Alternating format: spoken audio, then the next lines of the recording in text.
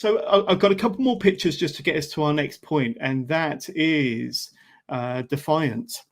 And I think where a lot of people kind of know you from, or where you really started to get on people's radars, Lizzy, was Defiant. And obviously there's some graphics there from you against LDM, of course, slapping the chops off of Kanji there.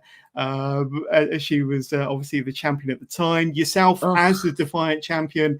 And like I say, back then as Lizzy Styles, and you had a tremendous time with Defiant as the champion, and a series of matches with Lana Austin I think will probably go down in Defiant history. I mean, I've got a list of some of the matches here that you had with her, but let's see if I can get my place here. But I mean, tell us a bit about your memories of working for Defiant, because I think a lot of people have very fond memories of when it was WCPW and then it changed to Defiant. But what are your memories of working for Defiant back in them days? And like I say, you had a lot of success as well. Yeah, how it came about was I happened to be backstage at a World of Sport show when they were on tour. Right. I think it was in Leeds or Hull, but the promoter of Defiant was there, and I'd never been to a Defiant show before. I'd watched it on the internet and stuff, but I'd never been to one live, so I didn't know who the promoter was, stuff like that. So when it came to me, and he was like, "Oh, I'm Dan. His name's Dan, and I love Dan. I'm so grateful to him because, you know, no one really took a chance on me then, and he did. He gave me a big platform, and he gave me a really good story to tell. You know, and he knew my character. He knew where I wanted to take my character, and he gave me some input, but he let me do my thing, and I'll always be grateful to him for that. That was really good, fun working for Defiant. But when he said to me, Rampage had put me forward, and I was like, you know, at the time I think I was only I could have been 18 or 19 maybe. I'm not sure, but at the time I was like, I was watching these lads like Rampage on shows, so for me to hear that people like Rampage are putting me forward for Defiant, I'm like, nah, come on, if these people are doing that for me, then I need to stop fucking putting doubt in my own head, and I need to stop letting negativity consume me. I need to stop letting negative and bitter people around me soak the energy out of me. I need to stop it, and I need to get the fuck out of that mindset. I need to stop feeling sorry for myself and get out there and go get it.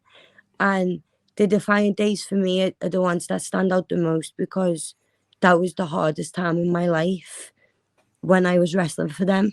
Yeah. And I get that emotional talking about it now. And it's just because I was at a low point. Like, I'm sorry. No, I was that's at all a right. really low point. Yeah. With everything, wrestling, life, relationships, just everything. And I was just ready to quit. I was going. Yeah. I just wanted a normal life. Go make money, go start a family. I don't know. I was getting tired of being tired. So was you ready to jack wrestling in then at that point? Was you ready to give it all in? Yeah. I was, yeah.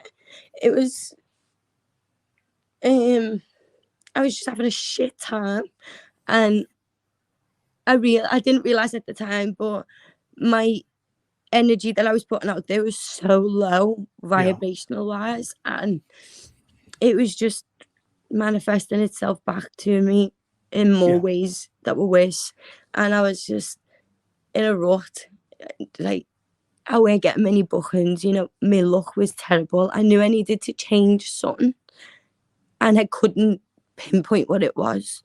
I was seeing comments like, she needs to change her hair color, she needs to get new wrestling gear, she needs to do this, and they didn't bother me because I've never been one to give two fucks what people think about me.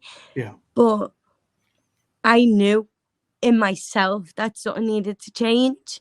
So for someone else to point out some things about me that they thought I should change, I was like, okay, maybe that is some things I need to change. So fucking lo and behold, lockdown came after the Defiant run. And, you know, we got bad news that Defiant wouldn't run again. And it was shit because, you know, I was on a run there. I was doing really well. I've still got the title in the living room. My mum's got it on the shelf. Have you really? Yeah. It was because I'll tell you before I finish, someone reached out to me to fill a spot at What Culture before it was Defiant.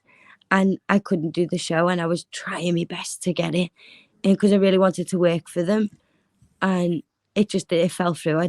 Someone else took the spot, and I missed that. And I was fucking devastated. And at that time, I wasn't positively thinking about anything. I wasn't thinking that time it'll come back. But now I look back, I'm glad someone took that spot, because Defiant got to see fresh Lizzy Styles. Yes.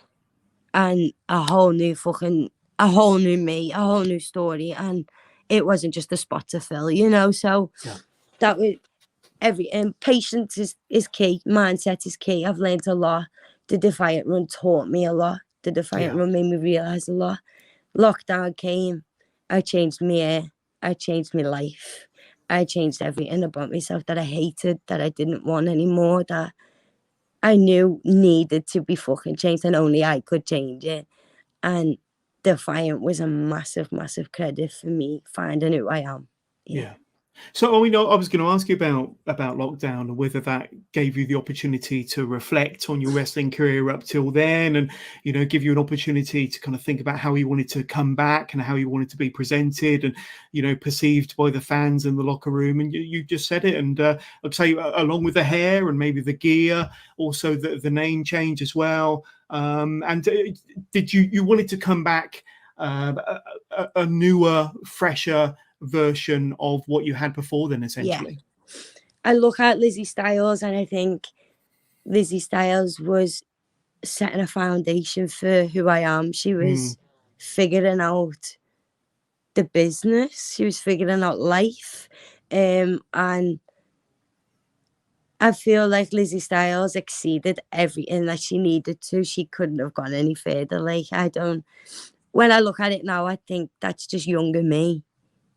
That was just screaming for maturity and for like a little bit of hope and positivity in my life. Yeah, totally get it. Totally get it. So when I came back as a brand new me, I was like, this is it. Now I'm not slipping off. I'm not going to fall. I've built it. I've worked hard, and I used it to my advantage as best I could. So I'd be a fool to let it fall now.